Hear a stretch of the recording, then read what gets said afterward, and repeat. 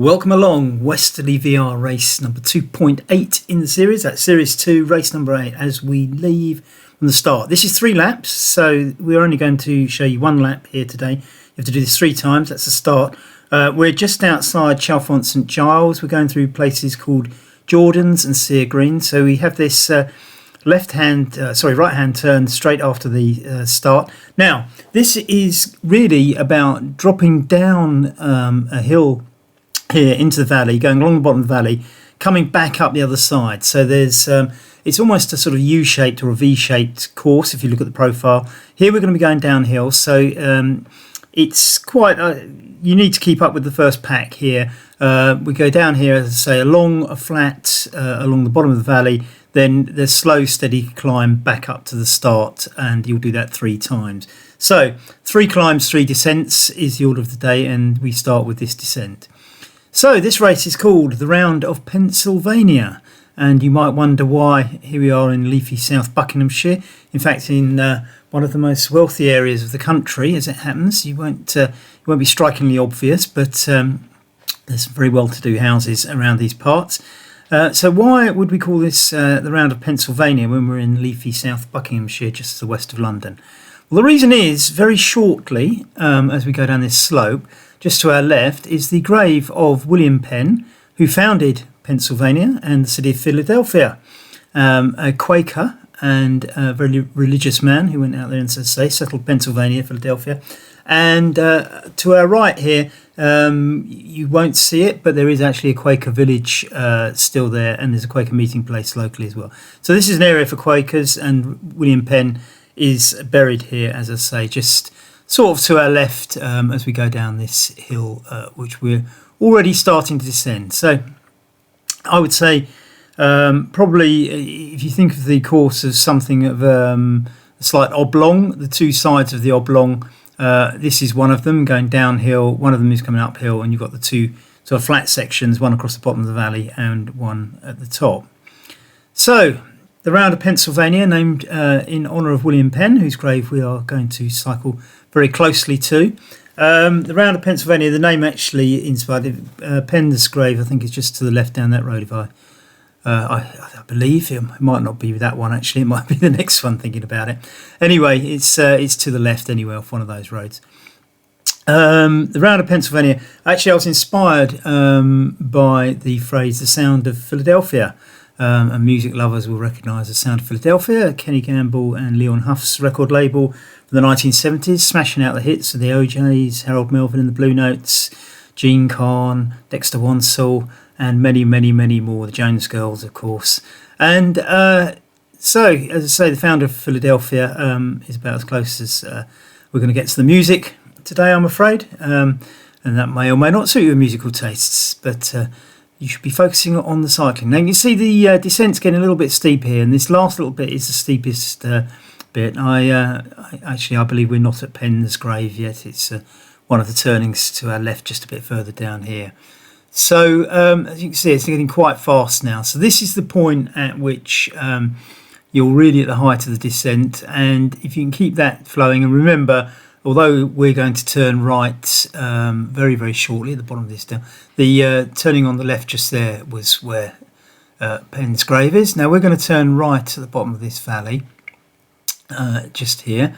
Now, obviously, you don't have to slow down and stop on an RTT race, so you should have plenty of momentum. And this is reasonably flat. I mean, there may be very, very small undulations, but so this is going to be very, very pacey on the first leg of the first lap, and in fact all the laps. As we go along here, now this is Jordan's. If we went all the way along this road, you would see mansion after mansion. I think the properties must fetch a fair old amount around here. Very upmarket and well-to-do place. Nice sunny autumn day it was filmed on. Of course, you'll be riding it in early February, and it won't look like this, I can assure you. This was, I think, the beginning of November this was filmed. As you can see, dead flat along here as we go through Jordan's. You should be able to maintain considerable pace. And I think as long as you've not got left behind at the start or not drifted off the back during the descent, everything should be held together here. Now the breaking points will be the climbs which are coming up with the right hand turn shortly. Now each each lap will probably shed a few more out of each pack.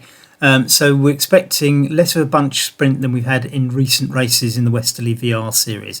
This number 2.8, so this is 8 races out of 12. So we're hotting up towards the championship. It's quite tight at the top.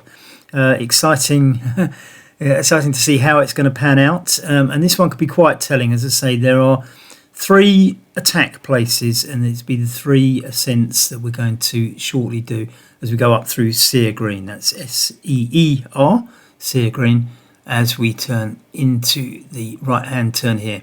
Now, this is a varying degrees gradient, or grade, if you prefer that terminology.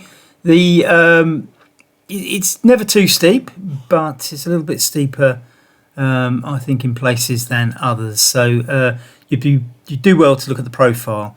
It's a longish climb, so whilst I'll never put a steep climb into any of these races, some of them do drag on. So as I say, you can see this first little ramp eases off a little bit shortly, and it does get easier as we get towards the top. But as I say, that's the point. That right turn, I think, is where it's going to explode. And by the time that's happened 3 times, I think there should be fairly small groups. It'll be interesting to see whether groups reform, because the one thing is that we do notice on these races that if you do drop out of Group 1, the chances are Group 2 will come along and you can sit in that. So it may be that the front groups get smaller, but the later groups get larger as they pick up the dropped riders from the earlier races.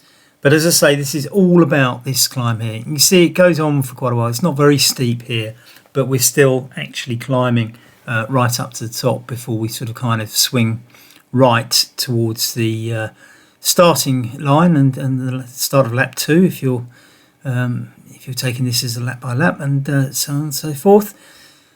As I say, it's very, very gentle here, but it is still just about climbing.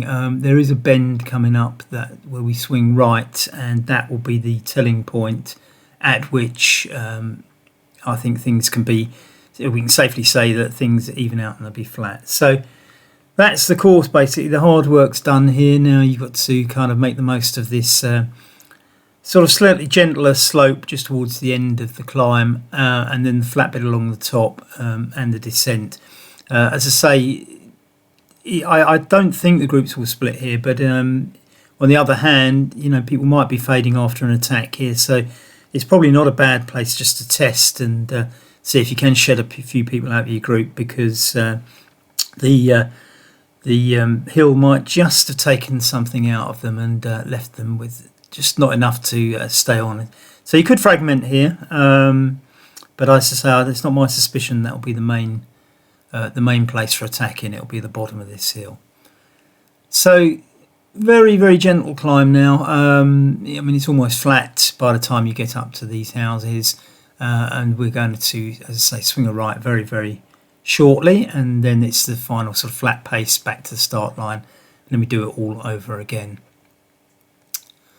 So I think the bend to the right is just coming up now.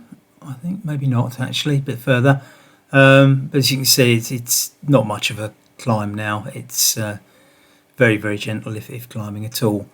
And as I say, you will be able to ease off, or maybe this is the time to do a dig. Certainly on the last lap, I mean, this is, I think you can leave a few people off the back by taking an early little dig and just breaking the front pack before you hit the finishing line. But depends who you're with and whether they stay with you, and what happens in the actual sprint itself.